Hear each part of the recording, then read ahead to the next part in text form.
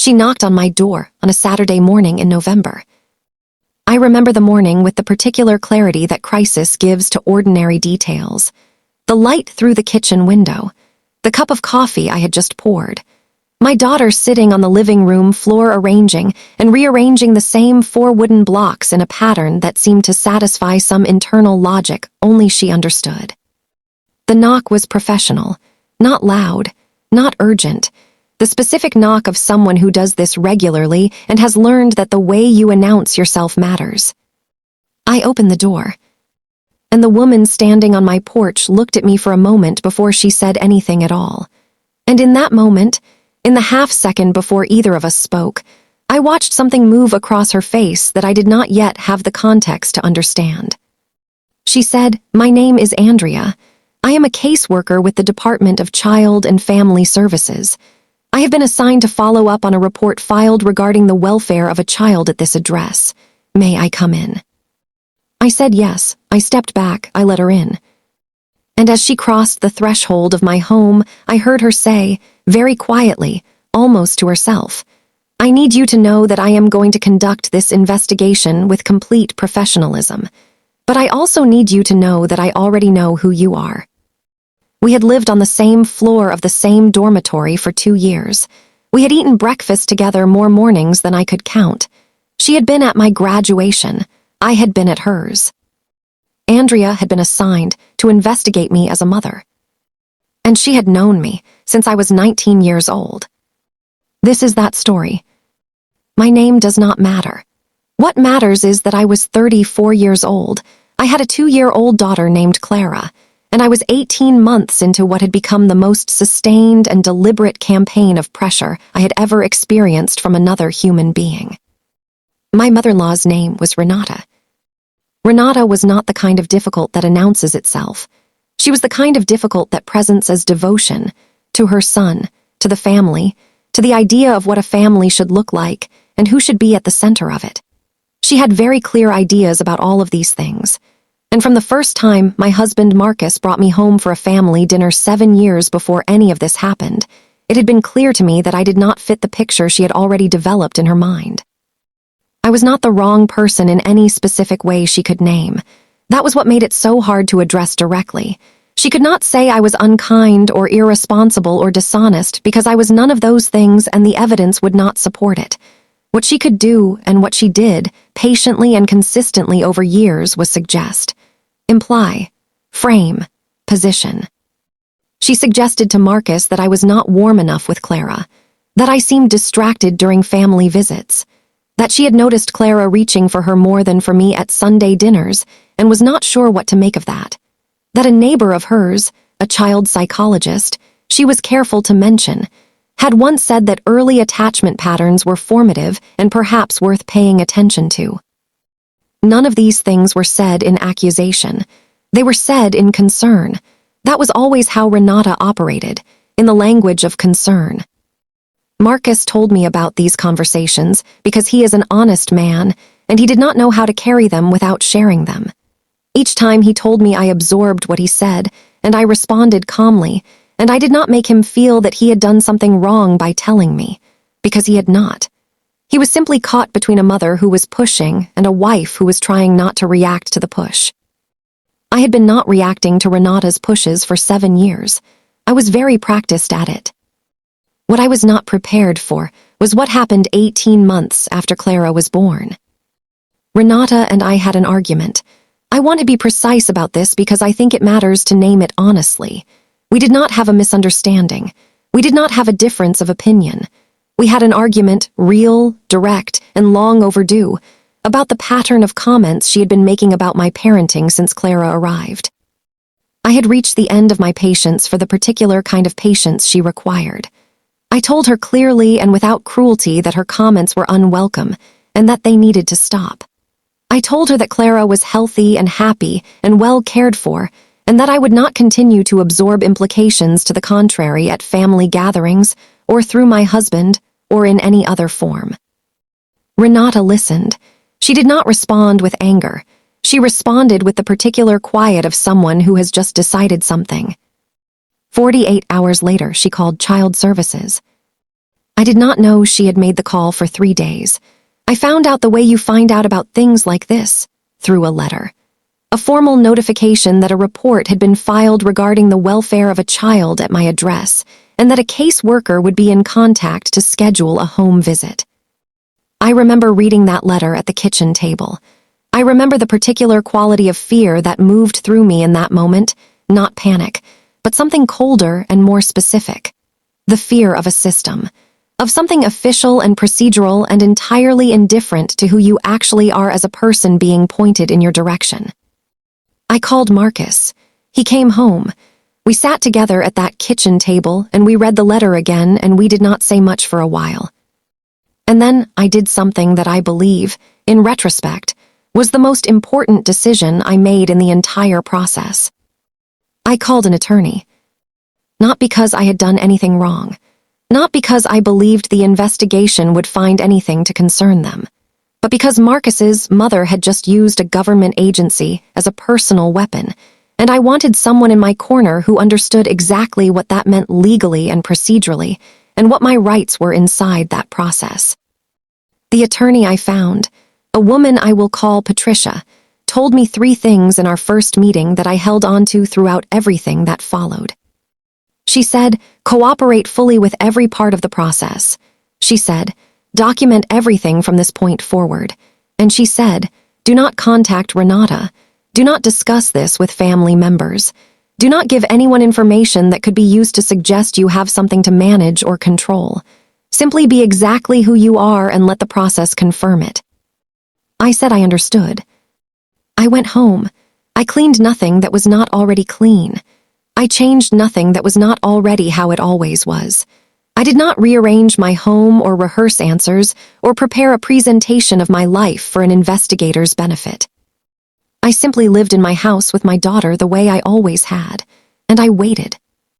The Saturday morning in November came 11 days after the letter. Andrea stood in my living room and watched Clara for a moment before she said anything professional. Clara was doing what she always did, arranging her wooden blocks, narrating the process to herself in the private language of a 2-year-old that is half word and half something else entirely. Andrea watched her, and then she looked at me, and she said, she seems happy. I said she was. Andrea conducted the investigation with exactly the professionalism she had promised. She asked her questions. She reviewed the space. She noted Clara's environment, the books, the food in the refrigerator, the pediatric records I had ready because Patricia had told me to have them ready, the developmental milestones Clara had hit on schedule or early, the name and contact information of Clara's pediatrician who had seen her 6 weeks before and noted in her chart that she was thriving. She asked me about my daily routine with Clara, about childcare arrangements, about our support system, about Marcus's involvement, about our home life. I answered everything, directly, completely, without defensiveness or performance, just the facts of a life that had nothing to hide. At one point, Clara climbed into my lap without being invited to, simply abandoned her blocks, and climbed up with the complete confidence of a child who has never had a reason to doubt her welcome, and sat there while I continued answering Andrea's questions with my arms around her. Andrea wrote something in her notes. When the formal part of the visit was complete, Andrea closed her notebook. She looked at me for a moment, and then she said, in a different register, quieter, more personal, I need to tell you something that is outside the scope of this investigation, but that I think you deserve to know. I said, please.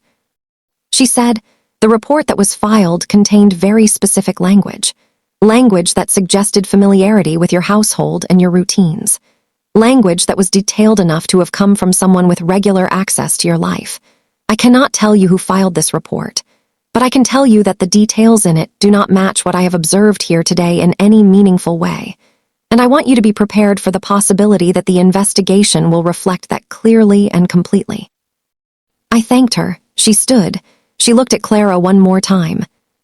And then she said, and I have thought about this sentence many times in the months since she said it, I knew who you were before I knocked on your door, and nothing I saw today gave me any reason to revise that. She left. I sat on my kitchen floor for a long time after the door closed. Clara climbed down from wherever she had gotten to and came and sat beside me and put her small hand on my knee and did not say anything, which was somehow exactly right. The investigation was closed 14 days later. The report was found to be unsubstantiated in every particular. The closing documentation noted that the child appeared healthy, happy, securely attached, and well cared for in a stable and nurturing home environment. I keep that document. It is in a folder in my filing cabinet. I have never needed to show it to anyone, but I keep it because it is the formal record of the truth that Renata tried to obscure, and I want it to exist somewhere permanent and official. Patricia called me the day after the closure notification arrived. She told me what the finding meant legally and what options were available to us given the circumstances. She used the phrase malicious report. She explained what that designation meant and what it made possible. Marcus had a conversation with his mother that I was not present for and have never asked him to describe in detail. What I know is that the conversation happened and that it was long, and that afterward Marcus came home and held Clara for a very long time without saying much. The relationship between Marcus and Renata changed after that. It did not end because Marcus loves his mother and Clara loves her grandmother, and those things are real and matter and cannot simply be set aside. But it changed in a way that was permanent and structural. There are things that Renata is no longer part of. There are conversations she is no longer included in. There is a distance that was not there before and that everyone understands without it having to be named. Renata has never apologized to me directly. She sent a message through Marcus about 2 months after the investigation closed saying she had only ever wanted what was best for Clara. I read the message. I put my phone down. I have not responded and I do not plan to. What I have instead is Clara. Healthy, happy, thriving, completely unaware that any of this happened and growing into a person who I get to be present for every ordinary day. What I have is the record of who I am as her mother, not the record Renata tried to create, but the real one, built day by day in a house where a 2-year-old climbs into your lap without being invited because she has never had a reason not to. What I have is enough. There are 4 things I want to leave you with from this story. The first is about cooperation as strength. Every instinct I had during those 11 days between the letter and Andrea's knock told me to do something, to act, to call people and explain myself and begin managing the narrative before the investigation could define it for me. Patricia's advice to simply be exactly who I am and let the process confirm it was the hardest instruction I have ever followed. And it was the right one. Cooperation is not weakness. Cooperation is the position of someone who has nothing to hide and knows it. It is the most powerful posture available to an innocent person inside a formal process, and it should never be confused with passivity. The second is about documentation. I had Clara's pediatric records ready because my attorney told me to have them ready. I had my own records organized and accessible. I had a clear account of our daily routines and support systems because I had lived those routines, and they were real, and I knew them. Documentation is not preparation for a battle. Documentation is simply the habit of a person who takes their responsibilities seriously enough to keep track of how they are meeting them. That habit became my defense, without my ever having designed it to be one. The third is about what systems are actually for. Renata used a system designed to protect children as a personal weapon against a mother who had done nothing wrong. And that same system, because it was staffed by a professional who conducted a genuine investigation rather than confirming a predetermined conclusion, became the instrument that protected both me and Clara. Systems are only as good as the people inside them. Andrea was a good person doing her job with integrity. I got lucky in that regard, and I know it. Not every story ends this way. But this one did because one person inside the system chose professionalism over assumption, and that choice made all the difference. And the fourth is about the particular cruelty of using a child as a weapon. Clara was 2 years old. She had no understanding of what was happening around her. She will grow up with no memory of the Saturday morning in November when a case worker came to our house and watched her arrange her wooden blocks. But I will always know that someone who claimed to love her used her as a mechanism of attack against her mother. I do not say this with anger. I have moved past anger into something quieter and more permanent. I say it because I think it is important to name clearly what was done. Not to condemn, but to understand. Because understanding what people are capable of is the first step toward never being caught unprepared by it again. If you are watching this, and you are in a situation where someone is using systems or institutions or formal processes as weapons against you, if you are inside the particular terror of something official being pointed in your direction by someone who should be on your side, I want you to hear this. Find the right professional help. Cooperate completely and transparently. Document everything. And then trust that the truth of who you are will survive a proper investigation, because a proper investigation is designed to find exactly that. You do not have to be perfect. You just have to be real. And real is something that a genuine investigation, conducted by a person of integrity, will always find. If this story reached you today, please share it with someone who needs it. There is a mother somewhere in your life who is being told she is something she is not, and who needs to be reminded that the truth of who she is as a parent exists in every ordinary moment she has ever shown up for. Hit subscribe so you never miss a story on True Life Tailies. New videos every week about real people who were tested in ways they never anticipated, and who discovered in the testing that they were more prepared than they knew. Leave me a comment. Have you ever had someone use a formal system as a weapon against you?